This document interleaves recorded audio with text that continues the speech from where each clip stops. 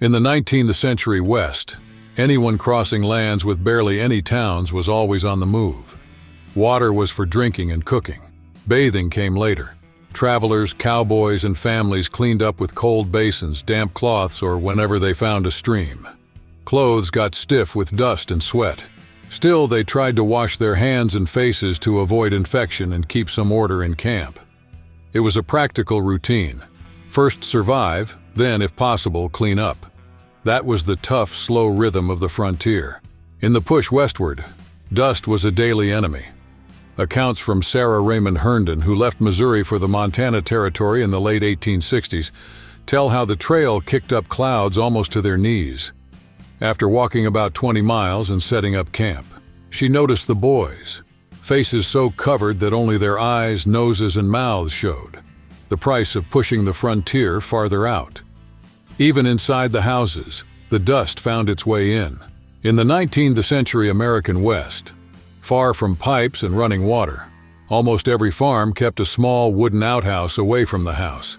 It covered a deep hole, easy to dig and easy to abandon once it filled up. You just throw some dirt on top and dig another one a few yards away. The problem was the smell, which in the heat came straight through the door. That's why many people threw lime or ashes inside to cut down on the bad odor and flies. These enclosed spaces could also attract insects and even poisonous spiders, which made using them a bit tense, especially for kids. Toilet paper wasn't common.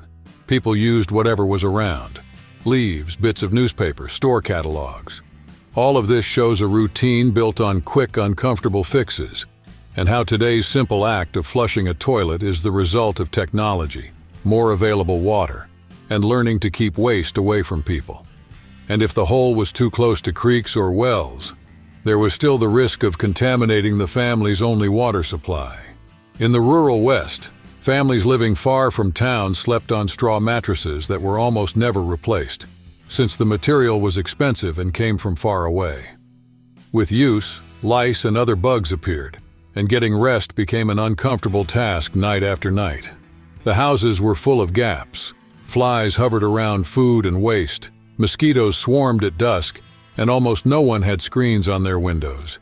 Insects moved through every room, spreading dirt and raising the risk of disease.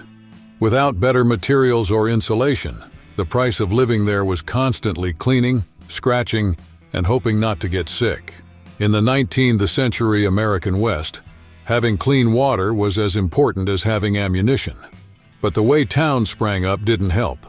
Outhouses and corrals were dug almost right next to houses, and waste would seep through the ground until it reached the wells of those living downhill. Many people still stored rainwater in open cisterns, where leaves, dust, and small animals would fall in. With the dry climate and little infrastructure, every bucket became a treasure. Clothes and dishes only got washed when there was no other choice. Bathing followed the same logic. The family filled a tub, the first person went in, the second used it after, and so on, until the water turned cloudy and lukewarm. Today it might sound strange, but for those who spent their days with cattle, dust, and long trails, it was just a way to survive far from reliable rivers. And water-related diseases weren't rare. Everyone knew a ranch that had lost someone because of a poorly kept water source. In the American West, the writer Frank Clifford, who traveled with Billy the Kid and went by several names, said he saw Mexican women boil and crush yucca roots, the soapweed, to wash their hair.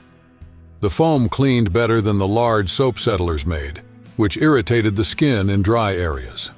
Impressed, he started using the same method, and noted how this local practice became a practical option for travelers and isolated ranches. It was indigenous knowledge that kept working in that harsh environment. In the Western territories at the end of the 19th century, washing your body wasn't a priority. Clean water was saved for drinking and cooking, and people believed that frequent baths made you weak, as some accounts from the American frontier show. So cowboys improvised. Some dug up yucca roots, soapweed, and made foam. Others splashed a bit of whiskey on their heads just to get the grime off and went back to work like nothing happened. It was a quick fix in a place where real luxury was having hot water. In the 19th century American West, strong liquor was almost part of a medical kit. It was used to clean cuts, kill bacteria, and give courage before pulling a bullet. Those who had access mixed alcohol, lavender, and castor oil to wash their hair, rinsing with rainwater or water softened with borax. Since well water made everything stiff, women fixed their hair with brushes and braids, and when they wanted curls, they heated simple metal objects, even pencils. In the saloons, though, it was a different story. Little water, lots of shared glasses, and towels that went from customer to customer without ever seeing soap. Folks chewed tobacco and spat on the floor all day long. That's why the floor was always covered with sawdust. Not for decoration, but to soak up spit, smell, and disease. In the saloons of the late 19th century, floors covered with sawdust seemed like an easy fix. It soaked up spilled drinks and the spit people tossed into the spittoons near the bar. In practice, though, it turned into filthy sludge that carried germs for tuberculosis and pneumonia, in places packed with workers, travelers, and even folks who slept there. When doctors linked spitting to disease, cities like New York filled train stations and streetcars with warnings. Spitting in public could cost a fine of $1 to $5 or even jail time. It was a way to show that the Wild West now had to follow big city rules. Still, a lot of people thought it was government overreach. In the 19th century West, living on the trail meant living with dust stuck to your skin. Clean water was rare and expensive, so what little there was went first to the animals, for cooking, or to prevent illness. That's why many people went weeks without a full bath. When a river appeared or Saturday came around at a ranch, they'd fill a tub and everyone used the same water, one after another.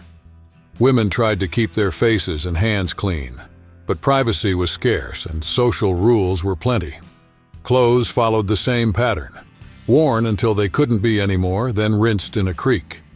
In bigger towns, there were laundries, many run by Chinese immigrants. But that was an exception for those living in isolation. It was a tough routine, shaped by distance and little infrastructure, where just looking somewhat presentable was already a win.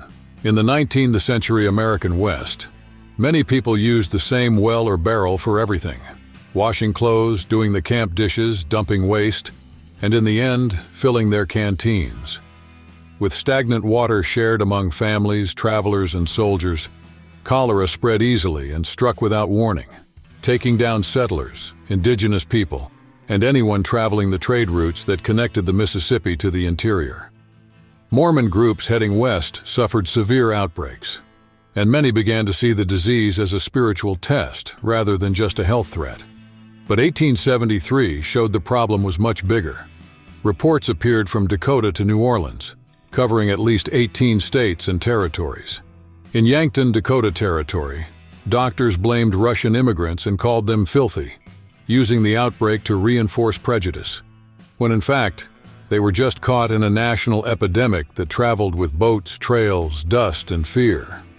With little understanding of microbes and hygiene, it was easier to point fingers than to change the water. In the 19th century American West, there wasn't one right way to take care of yourself. Each group brought its own habits to the frontier. The Chinese in Deadwood, discovered much later through excavations, showed a different practice. Instead of shaving all the time, they plucked facial hairs one by one with tweezers, something that came from Asia and worked for them. Cowboys who spent weeks driving cattle used their trips to town to take a hot bath, trim their hair, shave, and if they had a few coins to spare, buy a nice-smelling tonic. Still, not every well-known figure in the West wanted to look fresh out of the barbershop. Wild Bill Hickok kept his hair long and well-groomed, and General George Armstrong Custer even used cinnamon oil on his locks to stand out. All this shows that in a tough, dusty place, appearance sent a message too. It told where a person came from and what kind of status they wanted. And anyone who noticed those differences understood that the West wasn't just dust and gunfire. It was also a social scene. By the late 19th century, the way people groomed themselves started to change in the West and in the growing towns. Shorter haircuts became acceptable, showing that folks wanted to look up to date even while living far from the big cities. But their mouths didn't follow that same modernization.